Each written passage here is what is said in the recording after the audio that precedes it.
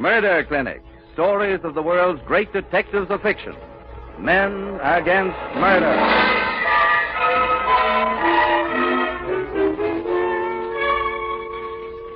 Each week at this time, WOR Mutual turns the spotlight on one of the great figures of crime detection and brings you his most exciting case. Tonight, Agatha Christie's unique detective Hercule Poirot in the tragedy at Marsden Manor.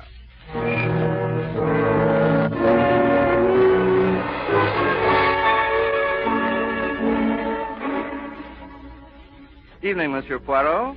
I'd recognize you anywhere, I think, thanks to those magnificent mustachios of yours. Merci bien. They are very magnificent, no? They are indeed. Tell me, did they help you solve the tragedy at Marsden Manor? No. It was the little gray cells in the brain of the great Hercule Poirot that prevented this great miscarriage of justice in the death of Richard Maltravers of Marsden Manor. It all began in the little village of Marsden, less than 100 kilometers from London.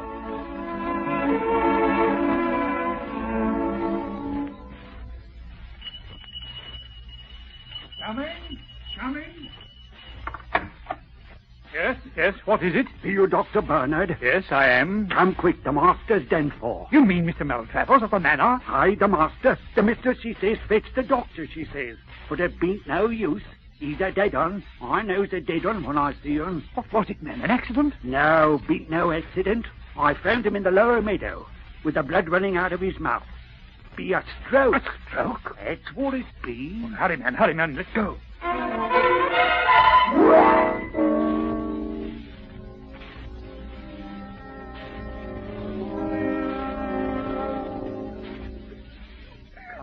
Come now, Mrs. Maltravers. You must get hold of yourself. The Lord give it and the Lord take it away. After all, we are all of us mortal. But why, Richard? He was so good, so kind. Why did this have to happen to him? Oh, come, please. He seemed so well, so full of life. Why, only last week he passed a medical examination for insurance. How could he have died so suddenly? Doctor, what happened? Hemorrhage due to stomach ulcers, undoubtedly, resulting in a stroke.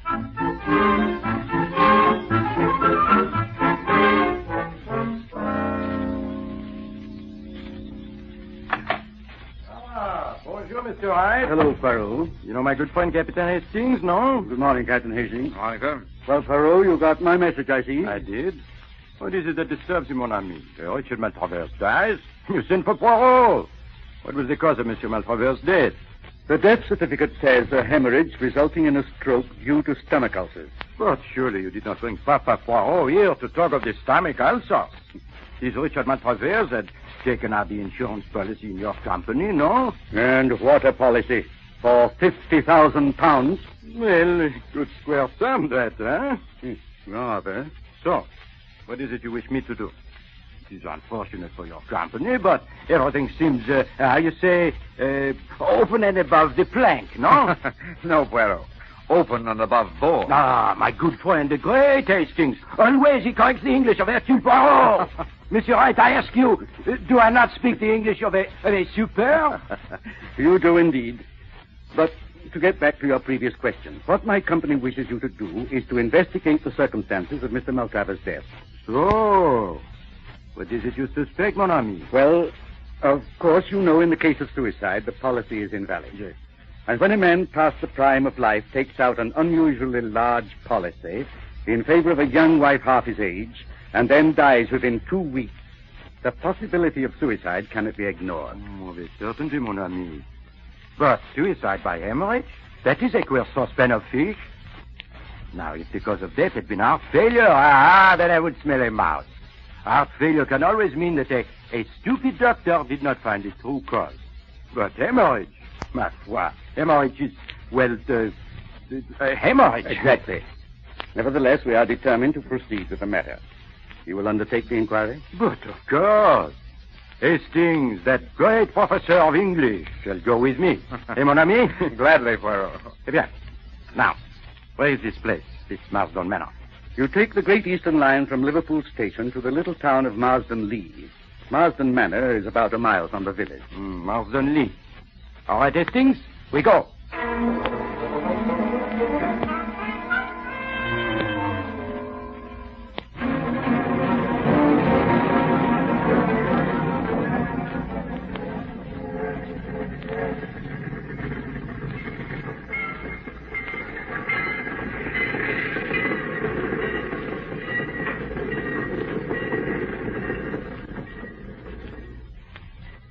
Well, so this is Marsden Lee, eh? I hope we can get a conveyance up to the manor. Ticket, sir. Here you are, my friend. I suppose you'll be coming down for the funeral, sir? Funeral? What funeral? You say you've made a funeral of Master Maltravers. About the manor. Oh, you say the manor? Could that be Marsden Manor? Aye, it be. That is an odd coincidence. My friend and I, we have come down with a thought of buying this Marsden Manor. You couldn't pay me to live there, you couldn't. Why not? It be haunted. Haunted? Aye, haunted. Seen things there, folks says. Yeah, we should see. Now, could you tell us where a Dr. Bernard lives? Aye, up yon hill, about half a mile. Come, Hastings.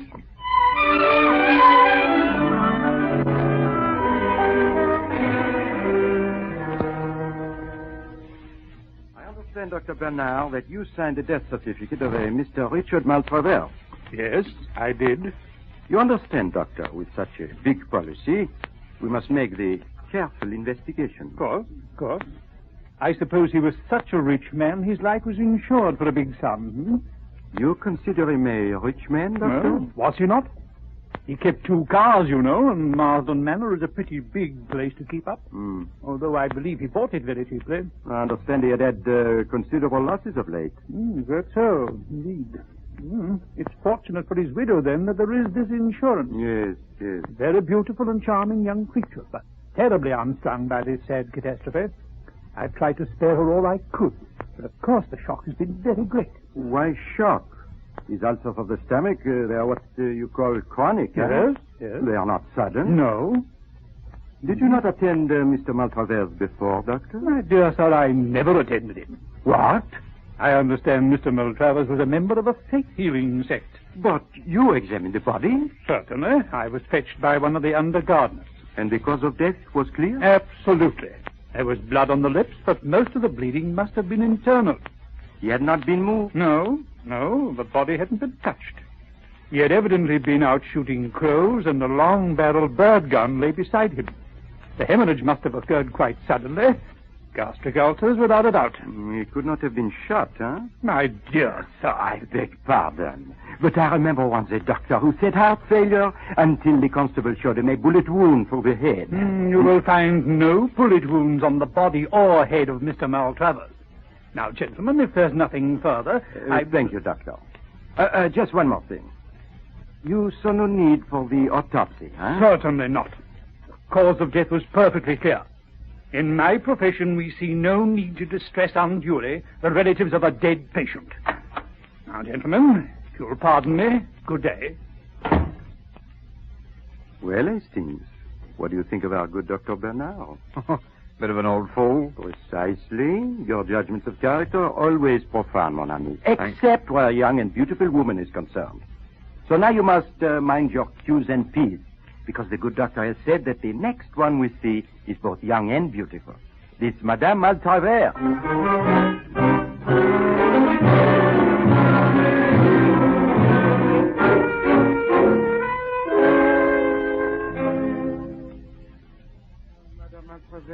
I cannot tell you how I am sorry to bother you in this way.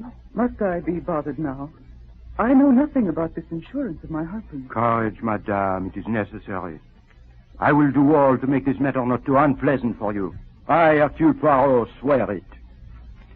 Now, if you would recount briefly the sad events of last Wednesday, huh? Well, I was changing for tea when the maid came up. One of the gardeners had just run up to the house. He'd found Richard. Oh, I comprehend. Enough. You had seen your husband earlier in the afternoon? No, not since lunch. I'd walked down to the village for some stamps. I believe he was out pottering around the grounds. Shooting the crows, no? Yes, so I understand. He usually took his bird gun with him. In fact, I heard 1 or 2 shots at a distance. So? Where is this bird gun now? Why, in the gun cabinet over there, I suppose. With your permission, madame. Yeah, here it is. Ah. 2 shots fired, I see. And now, madame, a delicate question. Monsieur Maltravers, your husband, is awaiting burial, I believe? Yes. He's lying in his room. If I might see? Why, yes, of course. It's the first room at the top of the stairs. You'll forgive me if I don't go with you. What, of course. Hastings, you remain here with Madame. Do you think Mr. Poirot will understand why I didn't go with him? I can assure you, Mrs. Maltravers, Poirot is most sympathetic. I don't doubt it, Mr. Hastings. I only wish there was more that I could tell him. Oh, I understand. But I wonder, Mrs. Maltravers, if you could tell me one thing. Oh, yes? Well, the station master, an odd character named Volk, said something about Marsden Manor being haunted. Marsden Manor haunted? Why, surely you're joking, Mr. Hastings. Oh, no, I assure you. He told us that people have seen things. We must have been referring to my humble experiments in extrasensory perception. I've always been tremendously intrigued by that subject, and doubtless some of our servants have been gossiping. Madame, you are mediumistic. How fascinating. Oh, I wouldn't go so far as to say that, Mr. Poirot. I've dabbled a bit, that's all. So? I've managed table levitation and simple things like that. But I suppose to the simple rustics around here, it looks like black magic. Very interesting. Under kinder circumstances, I would implore a demonstration. Why, are you interested in such things, Mr. Poirot? All fields of knowledge interest the great Poirot. Poirot, don't you think perhaps we'd better... Oh, I forgot, Madame. I thank you for your so great courtesy. I do not think you need be bothered any further by the matter. By the way, do you know anything of your husband's financial position? Nothing whatever, I'm afraid. I'm very stupid about business. I see. Then you can give us no clue as to why your husband suddenly decided to insure his life. Oh, was it sudden? I'm sure I don't know. Enfin. And now, with your permission, Madame, we will go. Hastings? Oh, I'll see you to the door. Merci. Oh, just one more thing, Madame. Could you tell me, when they found Mr. Maltravers, did they find him unshod, without the shoes? Wait, really, Mr. Poirot? I don't understand. It is nothing. It does not matter. And now, Madame, adieu. Oh, but look, you have another visitor. Someone is coming up to walk, huh? Archie! Hello, You! Why, I thought you were on your way back to Australia. Yes, I was. But I read the news of Uncle's death in Paris and hurried back. Emily, my dear, is there anything I can do for you? Anything? Oh, of course not. What could you do? Oh, I'm sorry, I'm forgetting. Mr. Poirot, this is Captain Black, my husband's nephew. Captain Black, Mr. Hastings. How down? Emily, how did this happen? Uncle seemed perfectly well when I was here Monday night. You've evidently read the papers, Archie. You must know what happened. But they gave no details, just the bare notice of his death. What happened? Archie, I just can't go through all that again. Yes, Captain Black, I'm afraid my friend and I, we have disturbed Madame. What are you doing here? I am Hercule Poirot, the Hercule Poirot. Mr. Poirot is from the insurance company, Archie. That's just why I've come back. To protect you from annoyances like this. You shouldn't have risked your job, Archie. If you left right away, you might still get to Paris in time to make your boat train. You say Paris, mon capitaine. You go to Australia by way of Paris? Why, yes. I intended taking the Orient Express from there and pick up the Pacific Mail at Port Said. Ah, oui. That shortens the journey, does it not? You are staying here, Captain Black?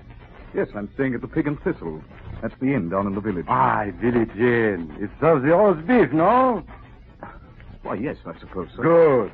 So, Hastings, let us try this roast beef at the Pig and Thistle, huh?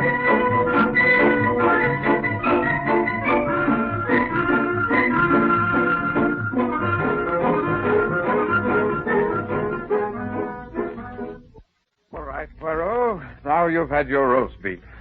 Hadn't we better be getting back to London? No, not so fast, my good Hastings. London, she will not run away. But this Captain Black, he may do so. Garçon! For heaven's sake, Poirot. English inns don't have garçons. No? Then who is it who approaches? What do you have, Governor? For my friend, the dictionary. For me, a bock. He means beer, George. I mean the ale. Right-o, Governor. You've been up at the Manor, sir? I mean, yes, we have. Sad business, that. I knew no good had come of it as soon as they took the Manor. You mean this, Maltravers? They were not popular? Well, not that, Governor. He was a bit too old for her, if you know what I mean. Awesome. She might better have married the nephew. At least, I'll better Bob the nephew thought so. Ah, there has been the gossip, huh? Well, I wouldn't go so far as that, Governor. But He did hang around a bit. And the husband, Mr. Maltravers? The object? Not as I knows of, Governor. But I is my opinion, I ain't. Without a doubt, it is the worst opinion, no, George? But the Captain Black, here he comes now. Hello, Poirot. Here you are. Captain Black, come, will you not join us? Bark, perhaps?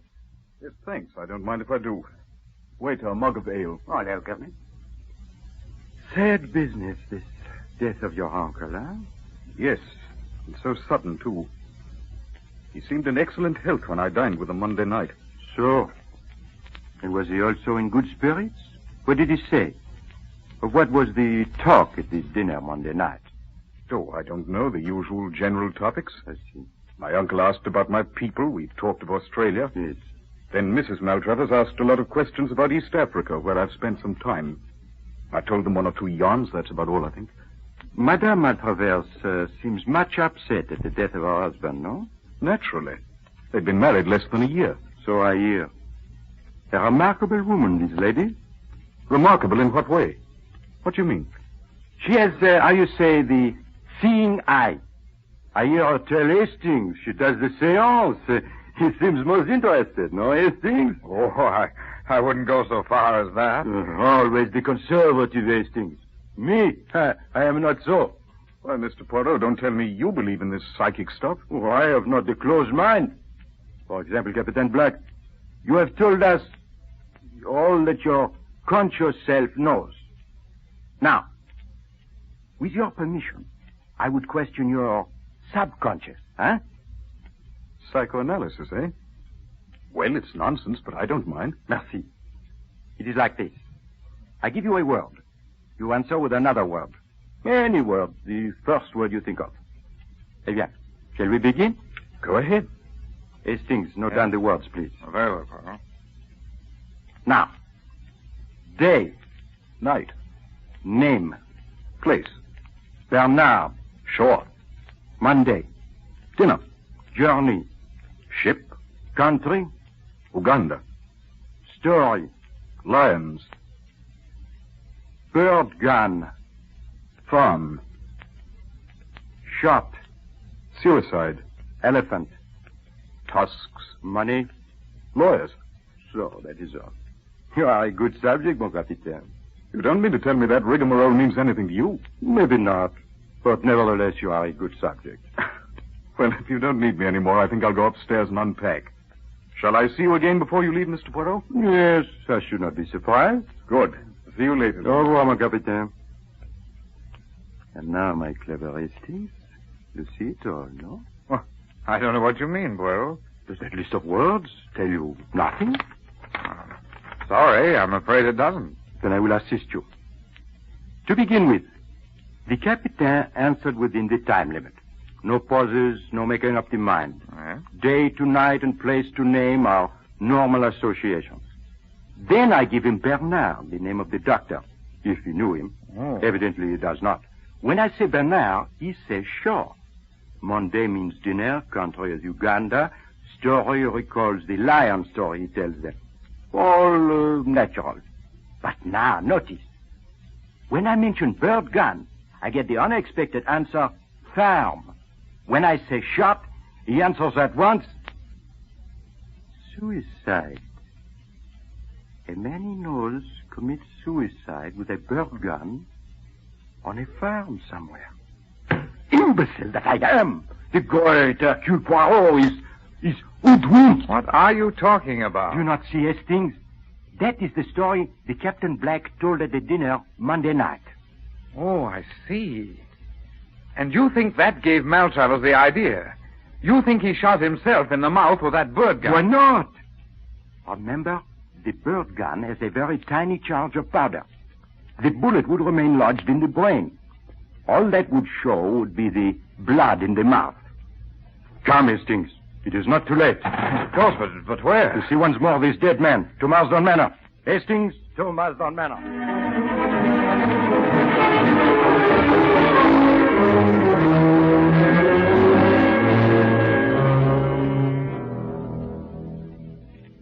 Alas, Mrs. Maltravers, it is true.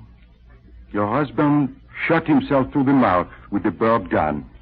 You mean suicide? It would seem so, madame. But the insurance... Naturally, madame, the suicide will void the policy. It is unfortunate, but what will you? Oh, but this is impossible.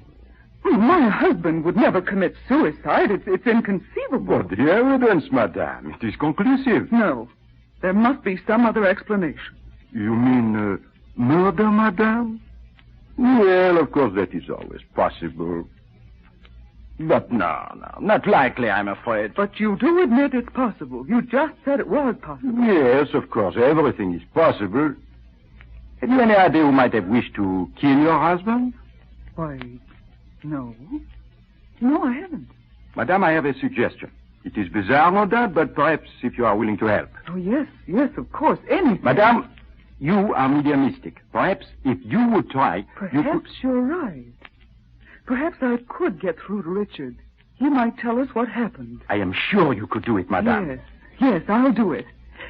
Come back here tonight at 8 and bring Captain Black with you. Bien, madame. I am sure you will succeed. Until 8, madame. Au revoir.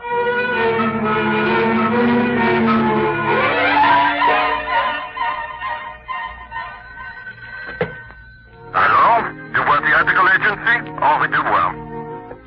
This is Hercule Poirot. Dear mon ami, Henri, I have a part for you.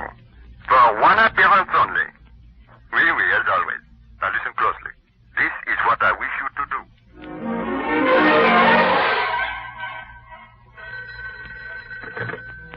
Dr. Bernard, this is Hercule Poirot. Tell me, doctor, when you saw Mr. Maltravers after the stroke, did he have on the shoes? He did? Bien, merci.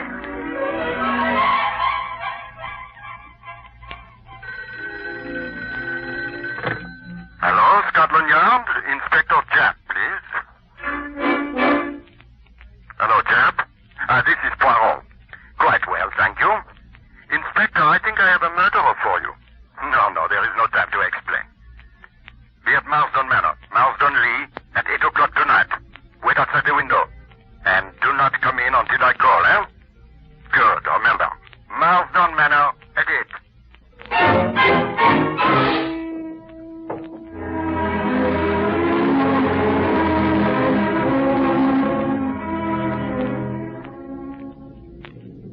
Hello, Madame Maltravers. We are on time, as you see. Hastings and I have brought Captain Black with us. I say, there's a bad storm coming up. Would that interfere with the experiment? Certainly not, Mr. Hastings. This isn't mumbo-jumbo. The weather has nothing to do with it. Well, let us proceed, huh? Yes. Now, will you draw chairs up around this table, please? Now, Mr. Hastings, if you'll put out the lights. Certainly. Now, remain perfectly quiet, please. No matter what you hear or see. Richard. Can you hear me, Richard? Can you hear me? If you can, rap. Rap 3 times. Did you hear that? But of course, madame. Did you not tell him to rap 3 times? That's how Richard always used to knock. Perhaps he is outside. No. They say the suicide never rests, always returns. Listen. What was that? The front door slammed. Oh, no, Captain Black. It was but the thunder. Listen. Poirot, I hear footsteps. It's the wind, madame. I will close the door.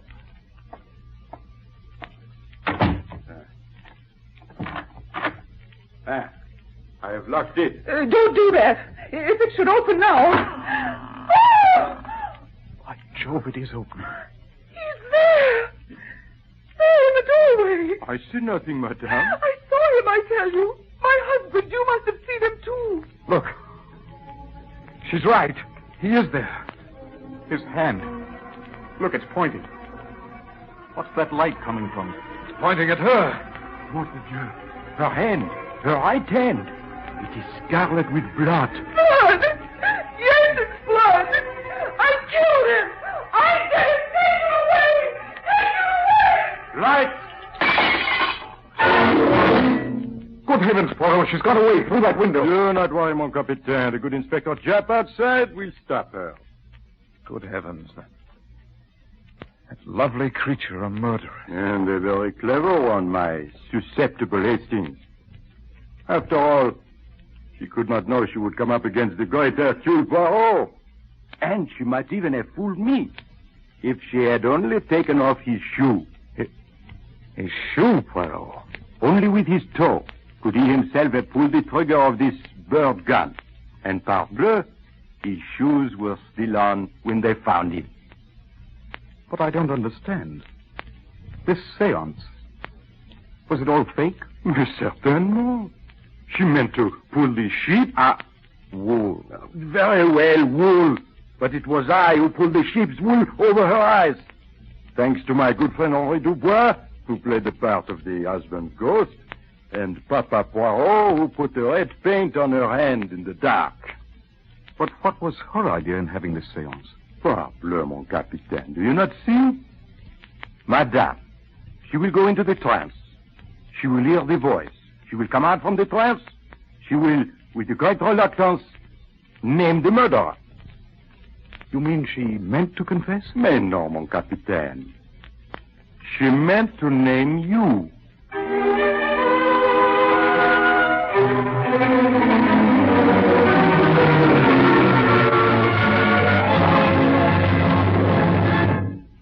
You have been listening to Murder Clinic.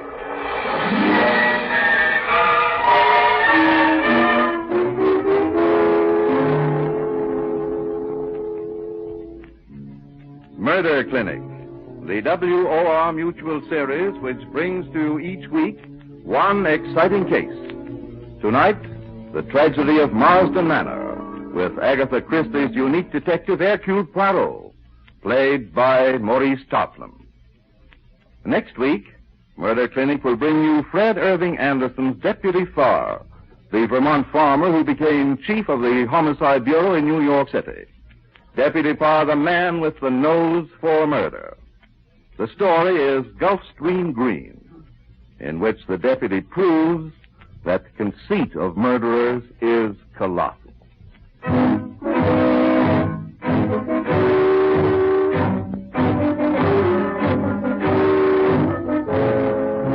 Original music was composed by Ralph Barnhart and conducted by Bob Stanley. This program was an international exchange feature over the coast-to-coast network of the Canadian Broadcasting Corporation. Tales told on Murder Clinic are adaptations by authors Lee Wright and John A. Bassett. Murder Clinic is produced under the direction of Alvin Flanagan. Frank Knight speaking. This is Mutual.